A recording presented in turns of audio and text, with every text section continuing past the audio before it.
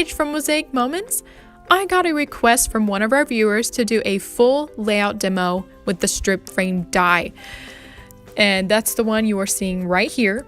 It's a really exciting one. It's one of our favorites. You can also watch a shorter video with this die by clicking the link on the top right. So today I am just going to jump right into the tutorial. Right now I am cutting with the 3x3 die from set A, and I'll actually be cutting with this 6 times, and this will be mats for my photos. This is one of the layering dies from our colored layering bundle. Just so you know, it is not always available on our site, but if you would like it and it's not there, you can go on our waiting list. So these layering dies, they're their own separate bundle. The basic die bundle does come with layering dies as well. These ones leave less of a gap, and I'll show you when we make the final page.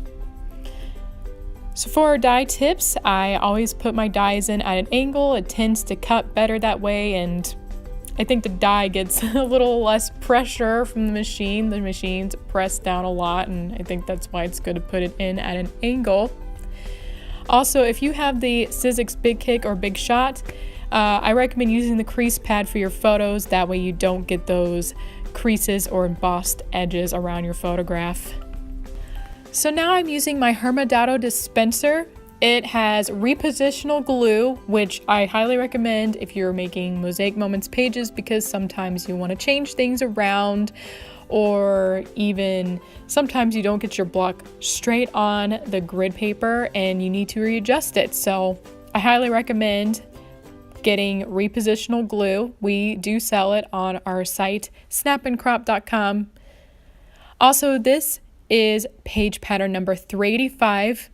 If you haven't seen our pattern gallery, definitely go check it out. We have hundreds of layout ideas, so you don't have to figure out a design for your layout on your own. You can go on there and get tons of ideas, so definitely check it out if you haven't. Right now I'm trying to place my photos where I think they look the best, and now I'm going to glue them down, which, as you can see, that is like one of the easiest parts you do with making a scrapbook layout. Oh, see, the repositional glue is handy for this reason. You may decide you want to put your photograph in a different spot. So with the matting, with the layering die bundle, it gives a 1/8 inch gap between the photo and mat, versus the basic bundle, it makes the photograph even smaller. So that's what's nice about the layering bundle, is your photographs are cropped a little bit bigger. All right, I just put my die in the machine. This purple die is the 2x4 die from set B. 2x4 meaning it fits 2x4 squares on the grid paper. So the plate I'm using is a magnetic plate, which helps me keep my die in place. But if you don't have a magnetic plate, you can always use washi tape to keep your die from shifting. All right, here's the easy part. I just need to glue the back of my photographs, and as you can see, it's super easy to use the basic dies. Really fast. I love them. Hopefully you do too. All right, next I'm going to be using the strip frame dies, so yay, you're going to see that in action. Something you need to know about the large strip frame die, which is what I'm showing now, is you will need a 5x7 photograph. This die is too large for a 4x6, which is what we mostly use for our Mosaic Moments layouts. But there are some exceptions, and this is one of them. If you want the really cool look of the strip frame die for your photo, you will need to make it a 5x7. So plan ahead when you're making a page with this. We also have a smaller one that's 3x4, and that obviously will fit 4x6 photos. All right, I cut it through, and when you see it, it'll all be attached together, but just so you know, it did cut through all the way. But I recommend keeping them together until you glue them on your page.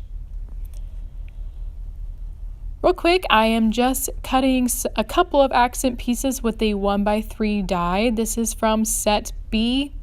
So I'm going to roll it through the machine, and I'm going to do it again a second time, and then I'm going to use it to fill in the rest of the space on my layout. All right, first I'm going to glue down each piece. I personally like to leave my photo attached until after I glue it. It just makes it easier on me.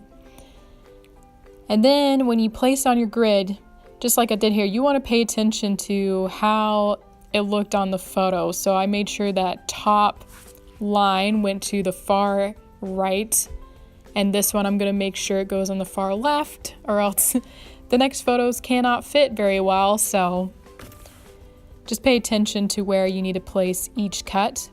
Right on the middle one, you lose a little bit around the edge, but that's okay, it still looks good. And I'm done with that. So it looks really good, and now I just need to place my 2 pieces here for the final touch of my layout. My page is finished, and it actually was really quick to make. The strip frame die is really easy, as you can see, but it makes a really cool design. This one makes your focal points stand out, and I love the clean lines that go within the photograph. It just looks really good, and I highly recommend this die. It's wonderful. Anyway, if you love the strip frame die, don't forget to give this video a like, and you can come back to it over and over again when you make your page at home. Thanks for watching, and I'll see you next time.